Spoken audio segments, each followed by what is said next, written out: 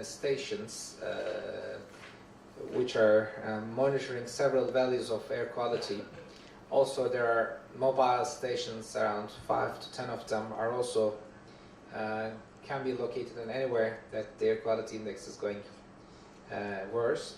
So they're collecting, the government and the public body is collecting this information, and they're sending it over to the air quality monitoring center in the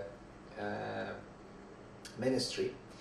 And then this center has established a web application for air quality monitoring. So you can actually, if you can even try to log in, you can just show you the how it goes. No, I think we don't have a connection here. Or do we have internet here or not? I'm not very sure. Anyway, let me try. I don't think. Anyway, so there's an interface that actually you can see their quality data, and you can actually download the data as flat files, where you can go to this site and you can. Unfortunately, I can't show you, but you can download the data, and actually you can get it as in form of PDFs or Excel files. I think you'll help me to access the internet. Okay, I think we have time, so thank you.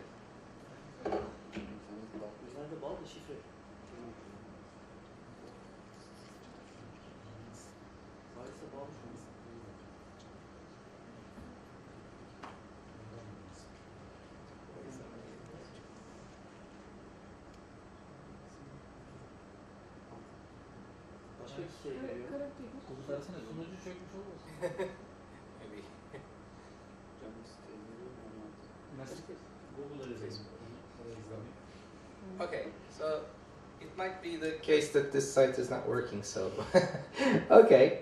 Anyway, it's better because we developed an application that's always working, so you don't have to check this site if it's working or not. Anyway, so you can, if you're really eager, you can just log into the website and download the data in form of Excel files. That's what we did actually as a start. So what we did is our students have logged into this site and actually firstly downloaded data, all the data actually, have spent some manual time and manual effort, and have downloaded actually in March 2017 actually.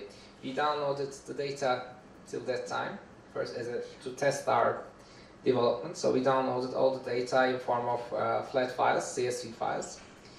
And now we start to design a database structure, and then we designed a database structure, and we merged and imported all the data that's downloaded from the website of the ministry to our own application. So we imported and we defined our own schema, own data model, and then we imported all the data to our database. The second stage is actually we then once developed. It's a relational database. It's MySQL, I think. So we designed a relational database schema structure, and then what we did is we actually defined a series of code that's speaking with this relational database, and the codes actually allows you to reach the database and make some queries, and we form the API based on the code. So the API actually allows you, first of all, to reach the database, make a query, and return the query results. So I'll show you some details about the architecture. So the key part is, first of all, what we do is the API also now supports the put. So what you can do, if you have a downloaded file, you can just run an API, HTTP put query, a RESTful query to actually import everything into the database. So what you can do, you can just use HTTP put function, and it's a RESTful type of query that you send it, your file, and then your file is kind of added to the database. The interesting thing is about the get function. So we use a classical HTTP get function, and we send some parameters to the API. And then these parameters, based on these parameters, we get a JSON response. So what we decided to work on JSON because JSON is kind of very universal nowadays. So we decided to get the response in form of JSON there. The other options was XML, but we see in latest years always most responses of the APIs are in JSON. So we decided to get it as a JSON response. So there are some example queries, I'm not sure. Yeah, okay. So for example, if you give some dates, so you can say between this date and this date, you can get all the data. You can also send the location of one of the stations, so you can send location information as a station name, is semantic. You can also send bounding box as well, and then bounding box or point, both I think is supported now. Also, you can limit the data based on your query, so you can send several queries. So what it outputs is something like this, if I can make it bigger. Okay. So this is not GeoJSON, just pure JSON. We can also output GeoJSON. It's not a matter. It's not a big matter. So what it outputs is, depending on your date and location, depending on the parameters you send, you just get the pollutants levels if available. If not, you can get NA. But if available, you can get. Also, what you get is we used the stations are also have georeference, so we use the georeference as well, so you can get the coordinates of the stations along with these values. So so the JSON response is something like this. So we didn't release the API publicly, but once we release the API publicly, you can just use the API directly, like using these queries. So you can just directly, we will have a public address, not this one, which you use for test purposes, but we'll have the public address. So what you can do is you can just query the API, and the aim is, to release it publicly. So also we will speak this year with the ministry. So if they open us the data, we will give the application totally to ministry. So ministry will use it by themselves. So it will be open public, So the main aim is either we publish it or the ministry will publish it. So let's speak with the ministry. Ministry says, okay, we want to publish it. Yeah, that's theirs, no problem. Also, we can publish it as an open source application. It's also very possible. Okay, then once we finished this, we also decided to make interaction more and more easy. We decided to develop a web client interface. So we developed a simple client where you can actually, these are all on the test machine, so it's not open to the public yet. But what you can do is you can just select a location, select a date range, which is more visual.